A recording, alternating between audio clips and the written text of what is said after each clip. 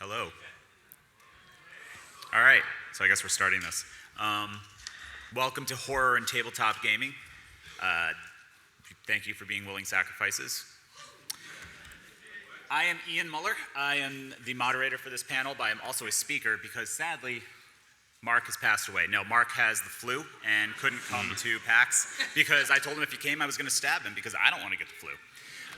Mark is setting the tone. Yeah, Mark is my business partner. We run Gehenna Gaming. We are a game events company, do a bunch of cool stuff. We're running Call of Cthulhu and Vampire 5th Edition over in tabletop area, so that's what we're doing here. I would also like to introduce Mike. Mike is a good friend of mine. Hey, how's it going? Is this on? Is it? No. It is not on. All right, you just got woken up. Let's back up here a little bit. Hey, my name's Mike, and I do a podcast called Dark Days Radio. We're kind of like an artist collective of horror tabletop RPG writers. Hi, I'm Nick Svizzero, and I'm here with Christopher Dyer, and we're part of the Botch Pit, a YouTube channel dedicated to explaining games, and yeah. And I absolutely was not expecting this many people to show up for this, so thank you, everybody. We really appreciate that. Thanks.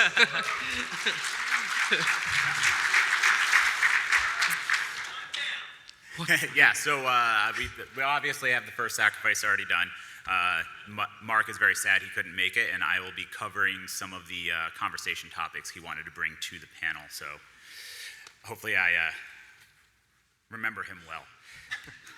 That said, so the thing we're really going to be talking about today is how to set tone in horror tabletop RPGs, how to maintain tension through an entire session, really deliver the type of horror experience that you want to deliver, whether it's terror, pure horror, anxiety. There's different ways of doing it. We're going to do this through talking about aesthetics.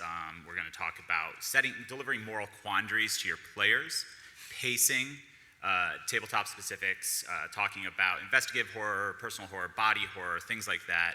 How to blend horror and comedy, which is done amazingly in film and not so well in tabletop gaming usually. It tends to change the tone significantly when people start laughing. Obviously mechanics, and then we're going to talk about running horror games in systems you don't expect. You know, most people think of Dungeons and Dragons as a high fantasy, fireballs and with mages, but as Curse of Strahd and other scenarios have shown us, you can run a very frightening game in Dungeons and Dragons, and some of us are particularly good at it. So that said, I'm going to dive right in. At the end, we will have a little bit of time for questions, so if you have them, you can ask them, but we'll also all be around afterwards to chat with you. And all of us, except for Nick, because he's a loser, are running games with... Called out immediately. No, these fine gentlemen are all running Call of Cthulhu and Vampire with Gehenna Gaming, so you can find them over in the Gehenna Gaming area at the end as well. So like I said, aesthetics. There's a lot of different things you can say about aesthetics, and I'm going to let them talk about it because I've already been talking a lot. All right, sure. I'll just take over here. I actually made the slide, so I'm just going to kind of think about what's on the screen, but I'm sure they'll be able to provide some additional insight. But yeah, a really interesting thing to note about when you're running a tabletop RPG is the fact that you can actually crib a lot of genre tropes. You know, if you're running like a fantasy sort of game and you want to have a kind of gothic adventure going on, a great thing to do is to just look at some old films and take those kind of notes, those aspects that you really like, such as going through the dark mansion with just your candelabra as a element of light and that sort of thing. Because despite the fact that people want to have like a lot of unique things, it's also great to kind of hold on to a lot of just like notes that people are very much used to. So people are all gathered around to run like an RPG or something, and they actually like to see things they're familiar with, and those kind of tropes. Awesome. I'd like to touch a little bit upon one of the five senses that really means a lot to me. It's sound. Personally, outside of tabletop role-playing, I am a musician, and I also work in a studio, and I've had the opportunity to do a lot of actual production. So I just want to speak a little bit in regards to that, because a lot of people, unless they incorporate sound with recordings while they play, or say if you're playing with any type of backing tracks, it's how you can incorporate it, but how do you verbally describe sound? It's a term in music that we call timbre. Now, of everyone here, could I just see a show of hands of how many people are musicians in the room? And that's really awesome to see, because I feel like a lot of the people I know that do tabletop are highly influenced by music in some way. And when it comes to sound, the term timbre is defined as how the sound, what is made. Like instead of saying trumpet, it's harsh or cold. Those terminologies that you can use really help set a scene. So instead of,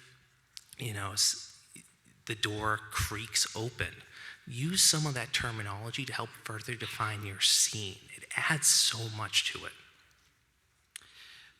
Personally, I find, I'll just go right for the blunt method because that's how it works. I like describing in detail sight. Describing what you see is great, really getting into the point where you're watching your players getting uncomfortable to the level of detail, as long as, the whole making sure that everybody's okay with what you're going for. Just kind of, when it comes to sight, when you're describing it, watch your players' faces, and if you've seen their eyes squint or their lips turn to the side, that's really powerful, and keep going with it up until the point where someone goes, ugh, and that's kind of the sweet spot. But the most powerful use of sight is not using it at all. When you can make the illusion that they're going to see something and get ready to describe what it may look like if they saw it, and then ripping that away and not giving them the chance, and then maybe not even having them see it during that specific encounter. That sort of method, I love just pulling the rug out from people, and sight is the best way, along with sound really, I guess, would be the two best ways to just, in conjunction, rip out their reality from them. Yeah, and a perfect example of that, Jaws. Everyone has seen Jaws. What is the scariest moment of Jaws? Not when you hear the sound, not when someone gets taken under. The scariest moment in Jaws is when you see the shark for the first time and you don't get that sonic revelation that something's about to happen when they're on the boat. Yeah, I think that's fantastic. I'm going to touch on another sense, actually, because we haven't talked about it, and it's the smell. And describing smells to people is often a way, like I've gotten more visceral reactions and people like shivering in their chair by describing a smell wafting through an open doorway before they've seen, heard, or any other. And the best way to do that is to think about what a dead body smells like. Think about what rotting food smells like. And don't say, oh, you smell rotting food, but talk about like the decay and just kind of like automatically makes your nose wrinkle and kind of the gag reflex that it The sweetness of it. Yes, that too. The coppery smell of like the Yeah. old blood from a body as you step in. Yeah, can't go So- wrong with that. I got a follow-up question on this actually real quick. How does the panel feel about the gross out? You're going to hear us talk about films and comparisons to tabletop role-playing. How do you feel about gross out in your tabletop game? It depends on the game I'm running, really. For me, I'll gross people out in Call of Cthulhu every session. Nice. Vampire, something like Alien, things like that. If I'm running a game, I want to rely more on setting dread in a different way. But something where you're expecting to see something horrible, yeah, absolutely. I'm gonna dive as deep as I can into body horror and just Good man. be like, ugh. Approved. Yeah, I get brutalized by the guy to the left of me every single time we play. He's actually the storyteller for the Botch Pit. Hi. So when you said that, I instantly thought, when was the time where that hasn't happened? You knew what you signed up for, dude. Yeah. Awesome.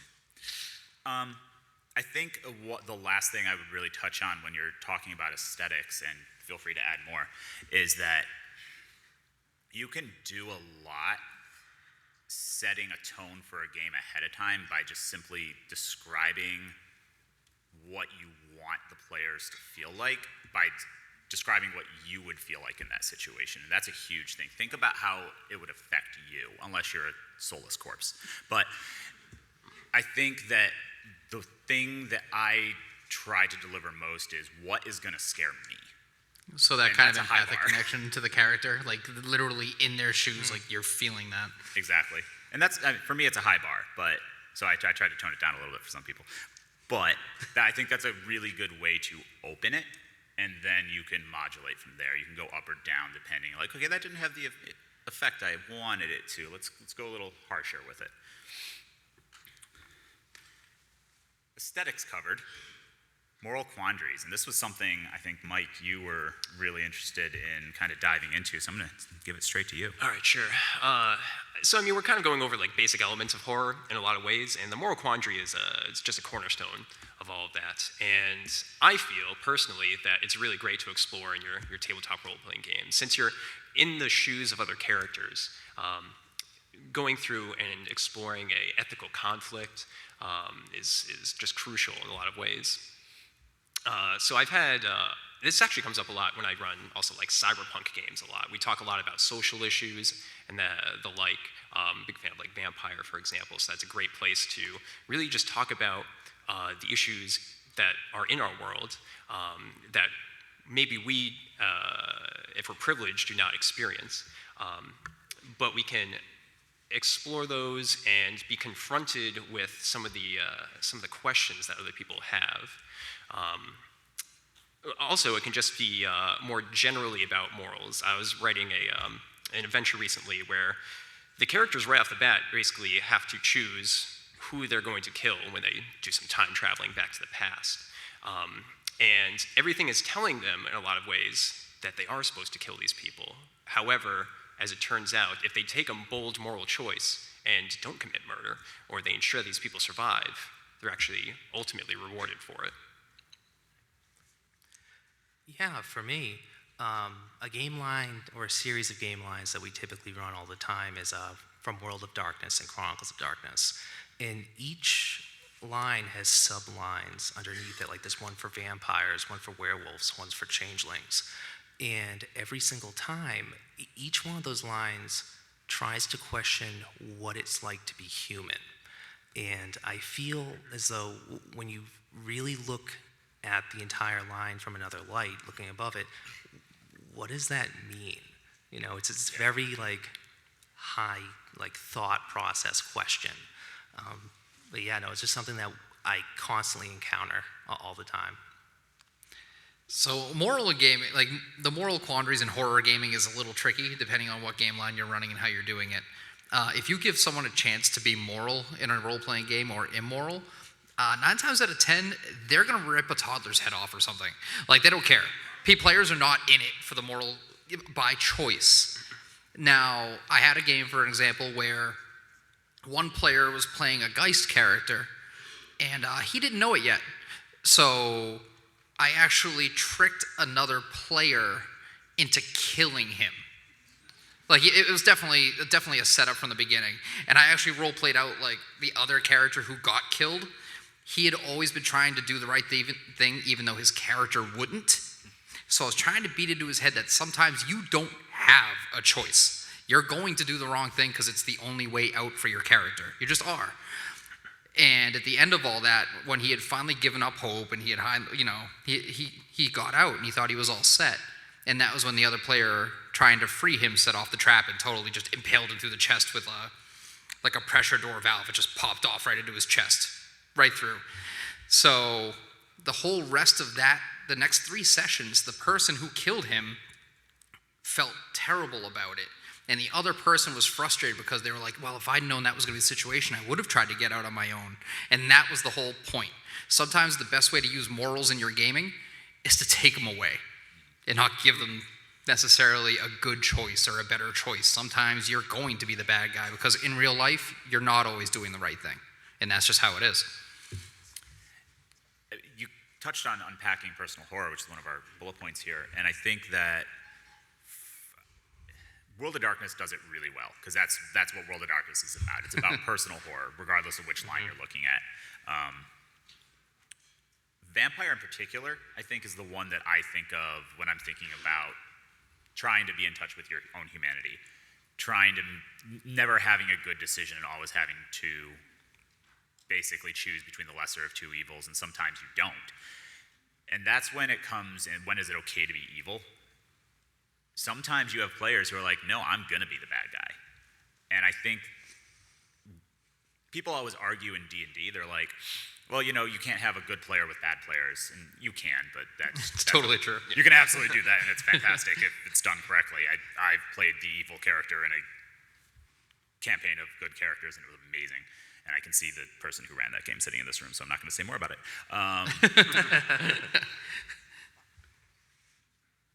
In Vampire, you're encouraged to be, you are evil. Like, you are a soulless, well, not necessarily, but you are a monster who feeds on humans to get your blood. And, with the new edition of Vampire, they've added mechanics to make you feel bad about hunger that. dice. I love the hunger dice so much. You feel bad about feeding on mortals, usually. So it's, what level of evil am I going to stoop to is an awesome decision to force a player to make.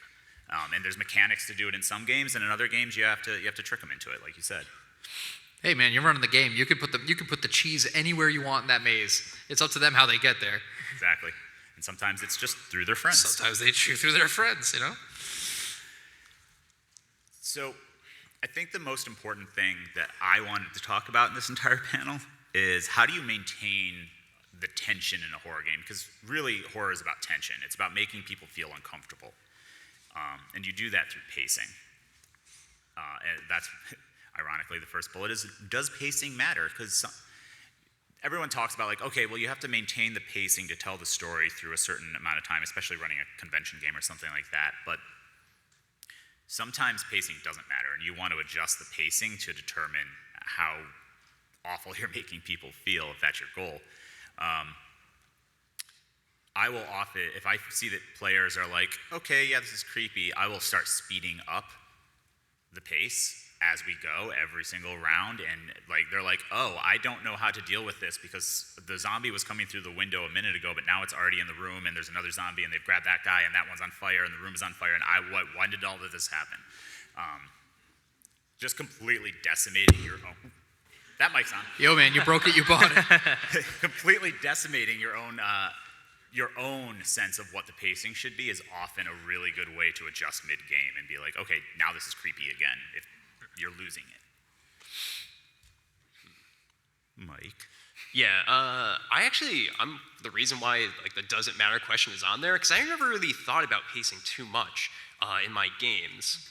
But not too long ago, I was playing a game, playtesting something with Ian, and the pacing was way off. Essentially what was happening, instead of having the gradual build up to the climax and then the denouement, which you learned about in English class back in the day, instead it was just slow scene, fast scene, slow scene, fast scene, slow scene, fast scene. And it really just messed us up in the getting us into the correct headspace to really explore this world. So it's definitely something to think about, and it's not really that difficult. It really is just about.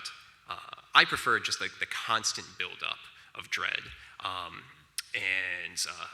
yeah, Call of Cthulhu, for example, has some really good advice in that book into how you can do that with peeling away the onion and that kind of methodology. Yeah, for me, pacing matters incredibly. Something to consider, because we're talking about does it matter, but also how can you achieve pacing?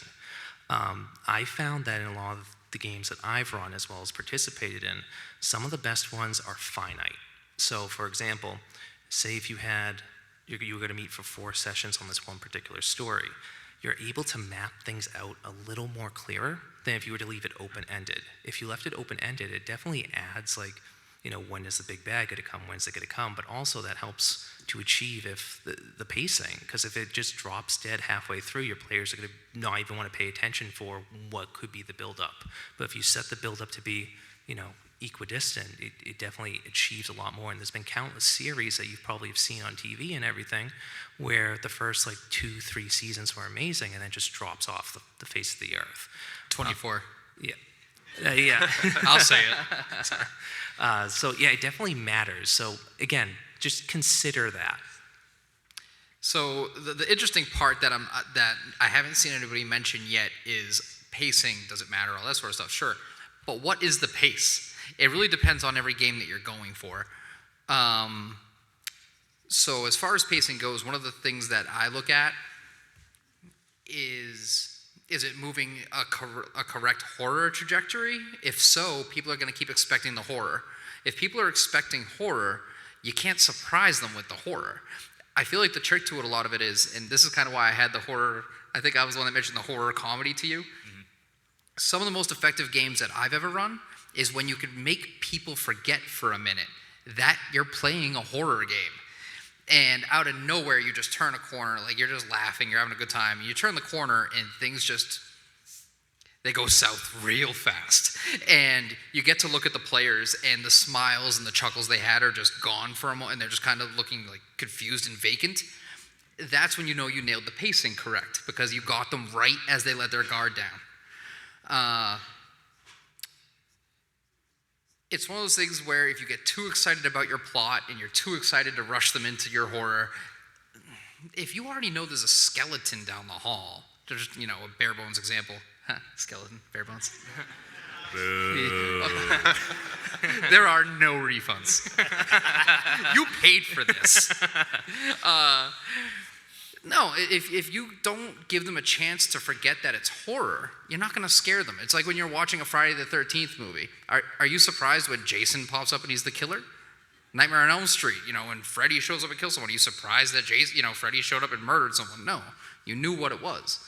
But if that pacing is right and you get that sweet spot where they think like it's always, turned into it's Always Sunny in Philadelphia moment, and they're like chuckling, and suddenly a car crashes through a wall, and someone gets battered against the wall, arms break, head cracks open, they fall to the ground, everybody starts crying and screaming, and you just pull that on them out of nowhere. That's where I like to be. That's I dig it. You didn't mention this one in your list of movies, and I'm going to bring it up because it's my favorite horror movie. No, I know it's coming. The movie that nails that is Alien. What's that? The movie that nails that is Alien. Every time. Yeah. Because you're like, okay, yeah, it's about an alien that kills people. How often do you see the alien in that movie? 3 times? 4 times? Not very. Alien is the perfect example of how to pace a story so that it is scary through 90% of the movie, but nothing really happens other than people die, and then no one dies. The scariest alien movie anyway is Alien Resurrection. It's just for all the wrong reasons. That's just because it's a bad movie. Unless you really want to see Joss Whedon prototyping the Firefly cast. I'll take any Ron Perlman I can get. I will absolutely discuss what I just said afterward because yes, Alien Resurrection is Firefly if you watch closely. All right. So beyond pacing, beyond genre, beyond all the other things we've talked about, there's different types of horror. Beyond, you can talk about terror versus horror versus dread, but there are different ways to scare people. Investigative horror, personal horror, body horror, sci-fi horror. Often you're encouraged to pick one of those and be like, okay, you're running a personal horror game, or you're running you don't need to see Bruce Campbell's face yet. No, put it back. Put it back. You don't have to. You can blend those. I have run Call of Cthulhu games that very quickly turn into exploring personal horror when that's not what the players expected, but they got so into their characters that's what it became. Because at the end of the day, it's about the player and their interaction with what they're engaging with. And I know that all 3 of these gentlemen are fantastic at this because I listen to their podcasts and I talk to them a lot. And you still invited us. Well, mistakes were made. Yeah, mistakes were made. All right, sweet. Well, I can just talk about this from the general historical standpoint. There's been a kind of divide in horror role-playing games. Traditionally, we look back at how they originated. It was alive with Call of Cthulhu, which is itself primarily an investigative kind of game. In fact, you play as investigators, right? So it's going through, it's exploring the horror of the world around you. And then there was, of course, a big break, primarily in the early 90s, especially with Vampire the Masquerade, again, another game we're running here, where it became a lot more, or was intended to be, a lot more exploring your own horrors of a person, or of your own morality, or of your own decay in many ways. The loss of humanity. Indeed, indeed. So that's kind of what we want to bring up here, is that when you look at different games, they're actually intended for different types of horror, right? But that shouldn't limit you, of course. As Ian was bringing up, there's a lot of ways to explore different elements, bring in things like comedy horror and body horror, and it can easily shift from scene to scene.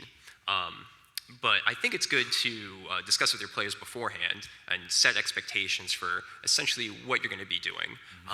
Because with this stark divide that we have, if you set up doing an investigative horror game and someone really wanted to do a personal horror exploration, they might be disappointed on occasion, as the rest of the party is kind of going off and doing other things. However, if you can establish that and ensure that everyone's pretty much on the same page, you could, of course, bring in certain spotlight scenes and the like. Yeah, for myself, just to comment on it, I feel as though personal horror is the type of horror that connects your players to the game the most, whereas the ones that they feel like their character becomes invested into something that affects them, it is one of those techniques that storytellers can use to kind of incite them to continue doing what they're doing. And it allows for way more interlocking connections throughout the story, because that's really what a story is. It's just all characters interacting and connecting with one another. So I find it kind of funny that there was a parallel you just drew between investigative and personal horror, because I don't personally find them very different. I think A leads to B on this one. So investigative horror, again, hence the point of an investigation, is you don't know what's going on. And when you're investigating something that is completely unrelated to your character from one area, and next thing you know, you start to find out that those people that, say you're just, let's go with the trope here, you're a private eye, you know what I mean? And some lady's like, I think my husband is stepping out, please, take a look. And you start investigating her, and you start to find out that there's people following both of them, and now somehow you're being followed and you're connected into it for some reason. Like the same people that are following are now following you. You start to go and try to find out what's going on with them, and say it leads back to the town you came from or something like that. It doesn't matter how you get there, but the fact of the matter is, it should always, on some level, no matter what you're doing, come back and tie it to your character on some level, or else, to be quite honest, what's the point? What's your character? What are you as a player getting out of it if your character's getting nothing? I don't want to be that guy, but when it comes to role-playing, it needs to be kind of selfish on some level, because that's what makes you want to keep playing. If it's not rewarding to you, why do you do it? So I just feel like the investigative horror leads to the personal horror, and I feel like that is a crash course. It's inevitability, and it's just something you should kind of always aim for if you can. Play out the long game. You kind of answered this, but I want to pose it to the rest of you. So you would say that personal horror is really what you strive for in any of the games that you run? Personal horror is personal horror. Yeah. What about? Yeah, I agree. I like moral quandaries, so yeah, definitely. I do enjoy it when it comes down to player agency and the choices that they make resulting in the horror itself. Yep, for sure. Mm-hmm. If you can't get them, you want to be the carrot. You don't want to be, the payoff isn't for you. You want to bait the player into getting what they want out of it. It's not your job necessarily to deliver it to them, because if you're all sharing in that social experience together, they're going to reward themselves just by playing the game. Ooh, I think that's a great tie-in to the next slide. Oh, sorry. It really is. Where we get to look at Bruce Campbell's face again. Yeah. It's the best one, too. So I want to end on this one, so I'm just going to pass this straight off. I have a story I want to tell. Oh, okay. So, take it away. I don't have too much to say. It's okay to laugh in your horror game. It's fine. Yeah. Personally, a lot of my character inspiration, story inspiration, comes more so through the vein of comedy through horror. Slapstick. Yeah, we see here with Evil Dead with Sam Raimi and Bruce Campbell, but also not necessarily they're horror, but not what you would think is horror. Like a lot of Tim Burton stuff, like Nightmare Before Christmas. It's terrifying. It's absolutely terrifying. Jack is like 11 feet tall? He steps over like buildings, dude. and he's just like this really thin skeleton. That's terrifying. But in the scheme of Tim Burton's whimsical Nightmare Before Christmas, it's not bad. Nick, It's like, can you please stop skeleton shaming? no. And then you have like Come on now. Sally, who's like It's 2020. Frankenstein. But then you have Corpse Bride, Beetlejuice. Beetlejuice is terrifying. But also think like Young Frankenstein with Gene Wilder. And then also again the more whimsical, like childlike stuff, like Addams Family, or even Coraline. Coraline is up there for me. And then again, musicals too. Think outside the box. Cannibal the Musical. What's up? Cannibal the Musical. Yeah. That's like the best example like of that. Rocky Horror Picture Show, Little Shop of Horrors, all of them. They're all inspiration, and again, they aren't what you would think as horror specifically. It's not the first thing that comes to your mind, but they're terrifying, and use them. Yeah, I mean, if you look at some like kids' movies, there's terrifying scenes in them. Witches. Do you remember the movie Witches? Yes. Oh my God. Even Charlie and the Chocolate Factory, when you're going through the tunnel and he's like, I just almost killed dozens of kids. Here's a jingle. Like, okay, dude. Yeah, he's Have your terrifying. sociopath party. Peter Pan is terrifying. Yeah, definitely. A couple weeks ago, I was watching this movie called Time Bandits, which is like a time travel movie. That's an amazing movie. It's a great film. After about an hour and a half in, I realized that I had seen this film when I was 3 years old, and it had terrified me of going into the basement. Yeah, I saw Gremlins when I was 5, and I was like, Oh, this is yeah. horrifying. And then I saw it like when I was 8, and I was like, this is a comet. Why did I think this was scary 3 years ago? Yeah. So's Die Hard, but that's not the debate right now, sir. Can I just want to add one more thing about comedy in gaming before we carry on, because it's one of those things I hear that kind of makes me go crazy is when there's the whole character that's like comedy relief. I personally believe that there's no such thing as comedy relief. If anything, the comedy is the basis and the horror is what breaks it up and throws everything into chaos. So whenever I see like comedy relief or that whole term, when it comes to horror, like even I'm going to mention a terrible movie because it's a really good example of a terrible movie. Resident Evil 2 Apocalypse with Mike Epps. And yeah, he killed it. I love Mike Epps. Come on. It didn't fit the tone. It didn't fit anything. Whereas if you were to have a movie that's more comedy, again, like Little Shop of Horrors, let's talk about that. Yeah. The part where you see Steve Martin gas up and get ready to he gets the pliers going and that is terrifying. Again, it's comedy, but the comedy is the basis and the horror is what shatters it. And that's one of my most influential. Yeah. If there's any one takeaway that I could give to anybody, it would be don't be afraid of the comedy. Don't be like, I want this to be dark and serious and mysterious. Yeah, okay, go for that. But just understand that you can plan for it all you want. If you're playing with good friends, it's sure as hell not going to stay that way. It's just not. No, never. Yeah. So that's it. Yeah, and there are horror games out there that are focused on comedy. All flesh must be eaten. All Flesh Must Be Eaten. They came from Beneath the Sea. The next one that they're doing in that line, like these are games that are made for you to be having fun and laughing at the table, but they're still scary games. The story I wanted to look at that. Uh-oh. That's bad. Well, okay, now we're on a time limit. That's real horror. Do you have your charger? Yeah, I do. All right, we're good. The story I want to tell is from the game I ran this morning, and yes, I see you in the audience. That game was it turned into slapstick comedy, but it was actually terrifying Call of Cthulhu game. But the players had fun and were laughing and being silly and still playing a horror game, and it was really fun. No, Ian. Horror games are not supposed to be fun. I know They're you're not just allowed to supposed laugh at horror. No. I'm too tired to do the face thing. I'm sorry. That said, and that really comes down to mechanics. Like good horror mechanics will keep a game scary, and you will still have fun, and you will still laugh at moments. But there will still be tension, and there will still be things that drive conflict, things like that.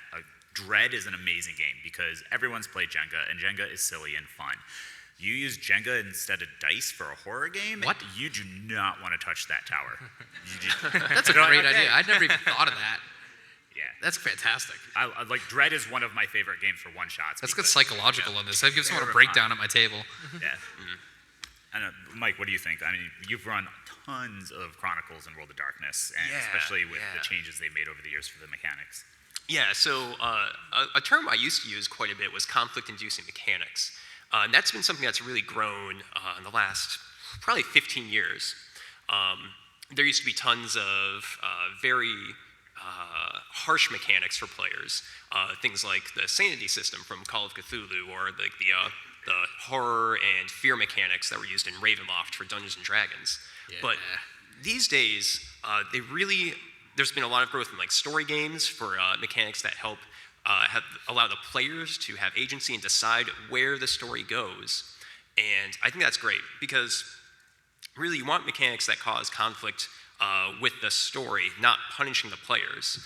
A real issue that can come up with some bad mechanics, I know we're trying to focus on the positive ones here, is that you get into a situation where players don't want to do anything in your horror setting because they know if they read that book, they're going to lose their sanity points and that kind of thing. Mm-hmm. So, yeah, we have a few examples here. I know we can all talk about different mechanics and just wax lyrical, and we probably have plenty of time for that. So, I'm just happy that hunger dice are on there, because there's no better psychological weapon against your vampire players than the hunger dice. It completely changed how Vampire runs for me. Yep. And I've been playing Vampire since 1999. Yep. Same. Yeah, so Chris, do you want to just explain the vampire dice, hunger dice real quick? I'll give a super quick breakdown. It used to be with Vampire the Masquerade that you had blood points. And you get to a point where players were just like, well, I mean, I can't do anything without the blood points, and I could frenzy. So I go eat someone and I feed. All right, how much vitae you want to get? Blood points. You fill up the gas. Yeah, that's what it was. It was legit, like they turned into like sip and gulp. That's all it was. Yep. And now, if you get hungry on a scale of 1 to 5, you get these mean little dice that are added into your dice pool. And if you succeed or fail using those dice, specifically like those hunger dice, oh man, it goes beautifully wrong. Like you may just like try to grab someone by the arm, and if you're too hungry and you just fail out the wrong way, you'll just legit go to grab their arm and just rip it off. You're like, oh, sorry, dude, my bad. You know, it's like that can happen. Like it can happen. It's not common per se. Oh, well, in my games it's common, but it's not common typically with the system. It depends on who you're running with. It's pretty common in my games. Okay. Just like, I don't want to encourage people to do bodily mutilation and club people with it, but if you do it, the YouTube channel, the Botch Pit, please go and share the stories, because I love reading about that. Systems, I mean, I'll be honest with you, depending on the game you're playing too, systems, they can hammer the point home, but you never want to rely on them. Yeah. Like, they're a good accessory. You know what I mean? Like, the mechanics are very important in a horror game, but they're not the quintessential part, in my opinion. I have a game I like to play internally whenever I'm running something, which is to see how long I can go before I make someone roll a die. Yeah, we don't we don't rely on the dice. No. Although when it comes time to, we're shy away from the dice, but we definitely don't rely on it either. Yeah, and also, going along with that, a lot of the stuff that we run for our stuff is, some of it's homebrewed. To be honest, like you don't always. What works for you? Yes, exactly. That's the word I was looking for. And again, just make sure all your players are okay with it, because I'll tell you this: if you tell your players that this is what you're going to do, 99.9% of the time, like, okay, yeah, we'll do it. Tailor it to your needs. We're trying the Jenga thing, though. Yeah, we are absolutely trying the Jenga thing. Now that I heard that, I can't unhear it. That's a fantastic idea. Awesome. So this is really our last point that we wanted to touch on, and that's like, you can make any game scary. You can make any game a horror game. If you really love Dungeons and Dragons, more power to you. If you really love Shadowrun, I'm sorry. Oh, is that because of the new edition? Is that what this is, Ian? Are you just shooting shots across the bow? Is that what this is? Yes. Good for you, man. Call them out. I like making fun of Shadowrun players because they buy all the dice, D6s in the world, but I actually love Shadowrun. But you can make any game scary. It's all about the story you're telling, and you can use the mechanic against them. You can homebrew things. You can see how long you can go without making them actually even roll a die. It's about how you run your game, not the system you're using. If all you know is D&D, but you want to run horror games, run horror D&D, and then come talk to me, because I need more people who can run horror D&D games for us. But I think, for me, I like seeing what I can do with different systems, because systems are fun to play with. I run horror systems because I like those systems. I think the basic role-playing system that Call of Cthulhu uses is the best role-playing game system invented, because you can teach it to someone in 5 seconds, because it's roll 2 dice and it's a percentage. If you roll under your percentage, hey, look, you succeeded. And there's nuances, but don't rely on the system play the game you want to play. I don't know. I kind of disagree with a lot of this. Based on what Chris was saying, what Ian's saying, I truly believe that mechanics really do matter. And when you look at D&D, the mechanics in a lot of ways are working against you. There's a lot of hard, crunchy math in it. There's a lot of really complex powers. And the way that previously they've tried to bring in horror elements, again, was like pretty punishing to players. Things like you have to make a madness check because you saw an illithid, and you go crazy for a little while. Or third edition had just like a buildup of taint points. So if you had high taint points, then you just didn't want to do anything that interacted with like the scarier portions of the setting. Now we've talked about a lot of different mechanics here, and I would really just recommend trying to crib a lot of those to try to get more story-inducing mechanics, conflict-inducing mechanics into your games. A really good one actually is the Chronicles of Darkness system with its like condition cards and its tilts, because what those do is they give you experience points for like resolving them and stuff, which is just a great way to get players interacting with the story and get them thinking less about how they're going to beat the bad guy and more how they're going to interact with the environment around them.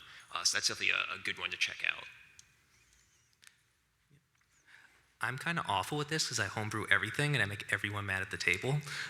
Everything. Especially my storyteller, who's right next to me. But personally, like, again, I always feel, going back to what we've been talking about this entire time, like horror, the mechanics do matter, I will say that, but it's more of a connection. I feel like that's always the biggest thing with horror.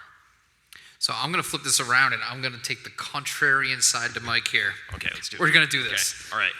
So here's how I feel about mechanics in horror. I feel like it depends on the players you have and how they'll respond to that specific mechanic. So for conditions and tilts, generally speaking, when I put it on a player, a lot of times they'll just feel like they're penalized. It's like when you're playing like Fallout or Skyrim and you have too much gear and you're just encumbered. You know what I mean? They're not scared. They're just like, damn it, I guess I'm crazy for an hour. I guess I got to keep chewing on someone else's fingernails. Like it's the mechanics definitely matter, 100%. Mm-hmm. But again, I just can't personally. And again, I mean, we're talking, if you're comparing Dungeons and Dragons versus Chronicles or Call of Cthulhu, again, I feel like the mechanics are different. If you're playing a game like Call of Cthulhu, the mechanics are, you're dealing with a game where the biggest danger isn't getting murdered. Because if I'm correct on Call of Cthulhu, I'm still learning it, but pretty much aren't you just like a flesh bag that if you get shot, death comes to you pretty quick if you get shot or stabbed at Call of Cthulhu. Yep. Right? Okay. That guy over there. So this dude's like, yeah, I've done a lot. Like a lot. So if you've got that, then you've got D&D where you get like 10 chances to save yourself if you're going to die. And even if you die, they can find someone that can bring you back if it's within enough turns. So again, death isn't necessarily a great fear. Then you have Chronicles, which is a little in the middle. I feel like it's very narrative based. And if you know a certain condition or tilt will be a useful tool to that player. Because if you have a player that isn't really into that part, maybe they're just there to hang out, maybe they're not as into it as another player. If you give the same condition to two different players, you are going to get a insurmountable difference out of it. Oh, it's very loosey-goosey. You know what I mean? Yeah. So it's one of those things where if they feel like they're not being punished by the condition or tilt, it's great. But if you have a mechanic where it's just going to slow down the gameplay for them, they're like, oh, I forgot about that. I have to take off two more, then it wouldn't work so well. But again, it depends on the players in the game, in my opinion. Absolutely. Yeah. There's different systems that do it better than others. One thing... GURPS. GURPS is the best, right? Look me in the eyes, Ian. Look at me. Look at me. I broke him. I'm going to move that tombstone over to his name next. It's been good, everybody. Bye. You should always... I shouldn't say always, because you can't really do it at a convention game as well. Running a game with people you know is always easier than running a game for strangers, because you can look at your friend and say, I know what gets under your skin. Yeah. I ran a game... I'll preface this, and I ran a game with my wife as one of the players, and the scene from Alien where the chest burster comes out terrifies her, and I was like, cool, I know exactly what I'm going to do. Because Ian, I knew it wouldn't upset her, and she would think it was cool. But I knew she'd be like, "Oh God, that's terrifying." So you tailoring something to the player is exactly, I think, the best way to do horror. backlog everything. If you're with a friend that you know something bothers them, like I have a certain friend that plays in the game that has kind of made it clear that Gregorian chanting gets to him. And he's only mentioned it twice in our, I think, 12-year friendship. But if he thinks I'm not just sitting on that, and I don't remember a lot of things, I'll remember that. I don't remember much, but I remember what scares people, and I remember what scares specific people. No, I think and that ties it right back into all horror is personal horror. Mm-hmm. At the end of the day, you have to get into people's heads to run a horror game. So, that concludes our panel. We will open it up to questions. But first, I want to say you can find all of us floating around through the rest of the weekend in the RPG HQ. Gehenna Gaming has a table.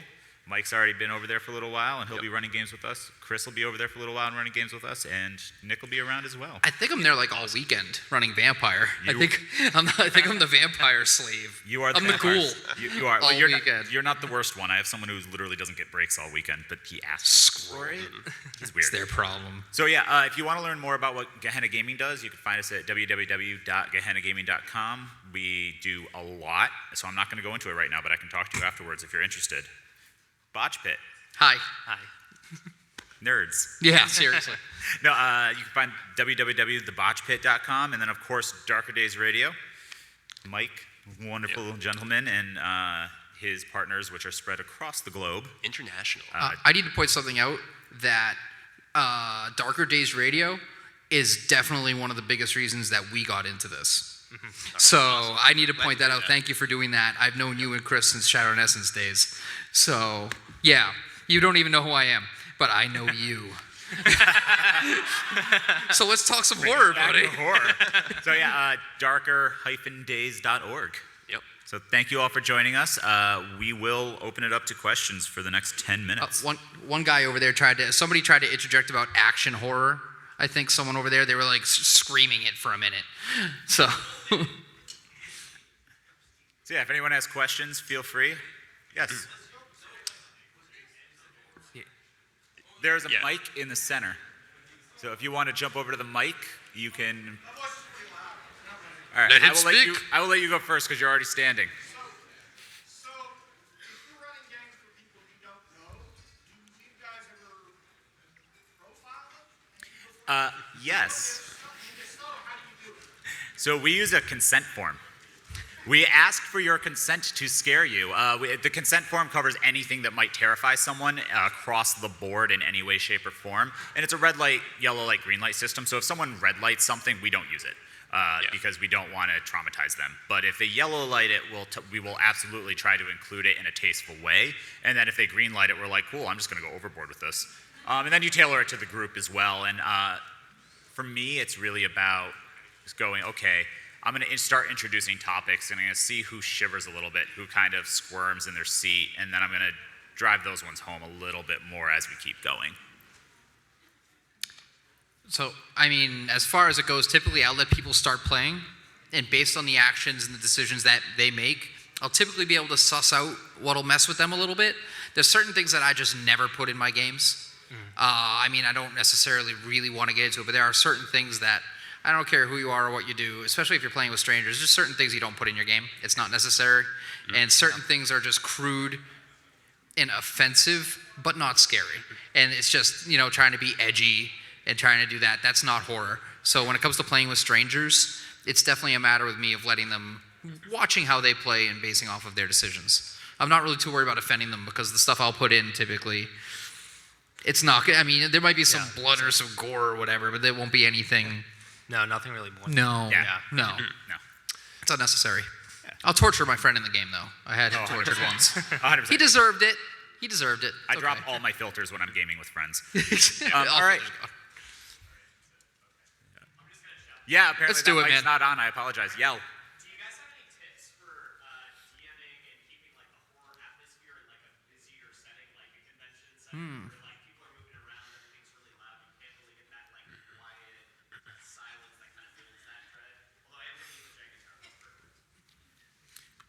you should definitely check out the system Dread. It's awesome. Mike, what do you think? You've been doing this for a while. I just try to get people to focus on me and just deal with the noise. I mean, that's all you can really do. You jingle car keys over your head constantly. Yeah. You're just like, over here, over here. The one thing that helps, so like at PAX East, a lot of our tables are curtained off, which is super helpful. Yeah.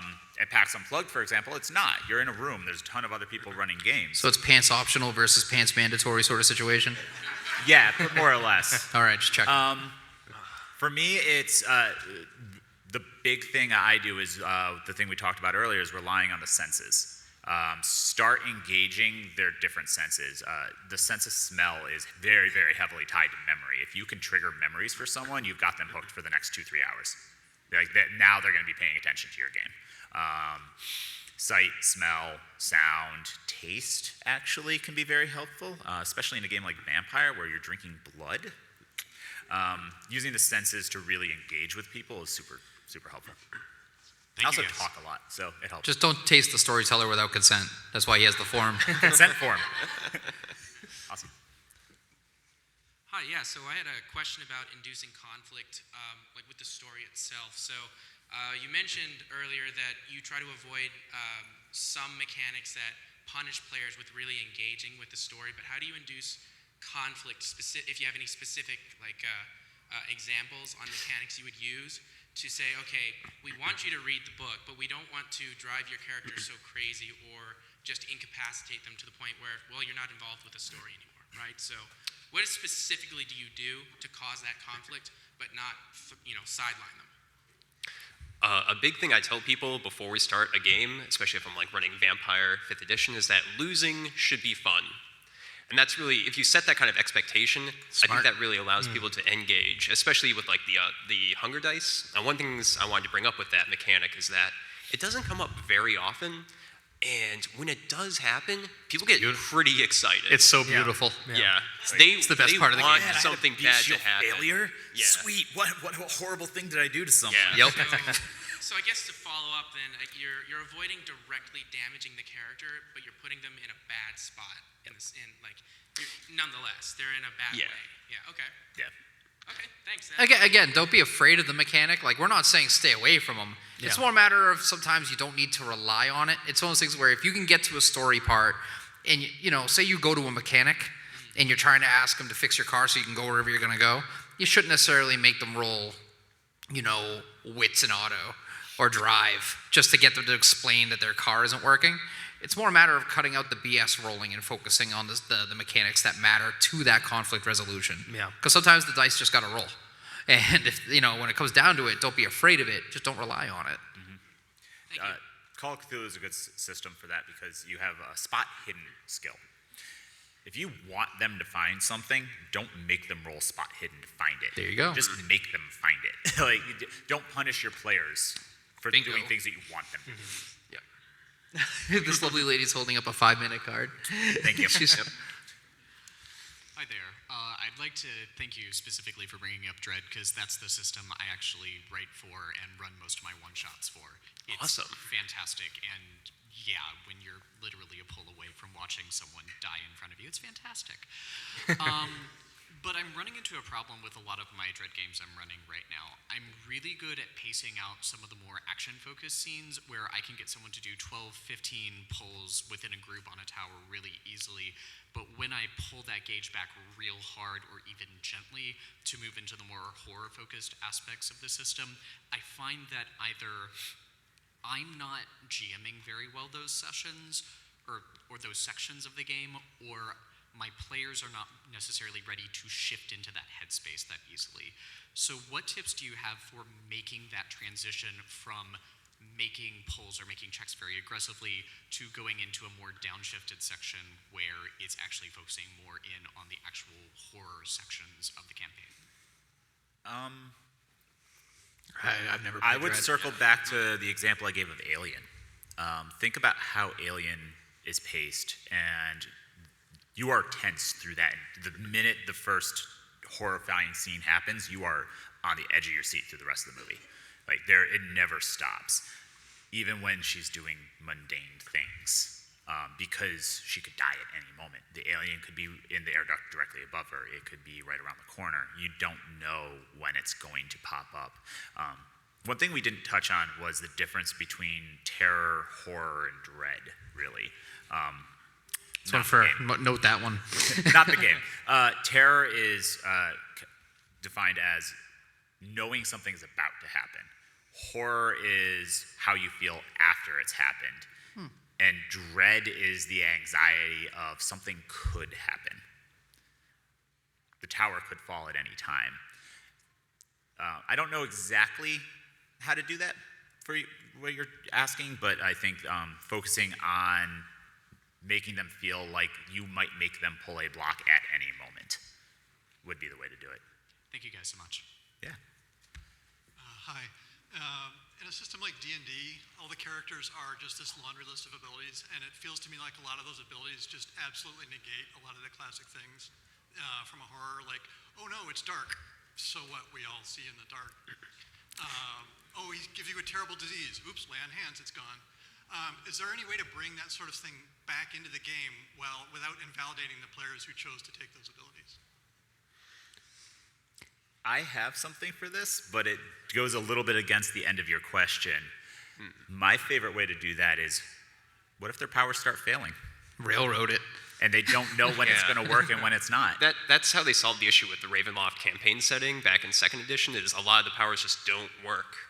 And you actually don't tell them that they don't work. Like, if they don't read the rule book, they'll think like, oh, there's no evil people around when I do no alignment. There actually are, but you just never told them that that's an actual rule.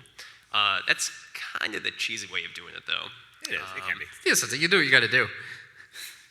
I would, a thing I would do, actually, is have the powers start failing, you don't explain why, and you have like a roll involved. So you keep that kind of like tension as like, is my power actually going to work? Is the fireball actually going to go off? Do that sort of thing, and just kind of build up tension in that manner. And then you can have a story element as explaining why that is. Or maybe sometimes have it be too effective. And that's something that Vampire does well with the Hunger Dice. If you have a messy critical, you succeed phenomenally, but it does not go the way you wanted it to. You throw that fireball and suddenly it's 4 times bigger than you expected, and it's napalm. It's the best way to do it. Go big or go home. Yeah. Thanks very much. Yeah. I think we have time for one more. One more. Where do you guys like to ride the spectrum between survive and you might get away, and Ghostbusters and you're blowing up the Stay Puft Marshmallow Man?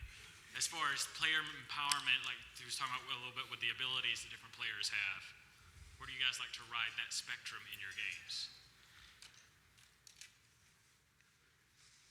So, I mean, if you're asking me, if like I'm running a Chronicle, it could be left to right depending on the session. Yeah. Like there's been entire times where there's been 2 sessions of like 0 to like little bit of action, and then you hit that 3rd one, and the big bad that you thought was still going to be at the end game of your Chronicle just kind of is there. You know what I mean? And then it hits the wall, everything's go bad, and it's a good time. But I don't feel like if you try too hard to divide what you're doing, the players are never going to do what you expect. They're just not.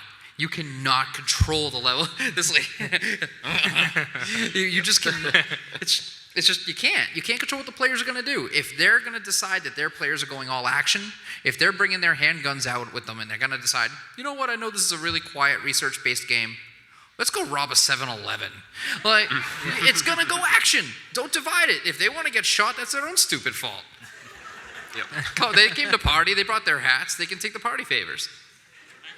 I also think going along with that, depending on, if they're experienced players or beginner players, if you are, again, it has to do with the whole pacing question, is like, how long of a time frame you have. It's like, say, like a one-shot with brand new people, let them have fun.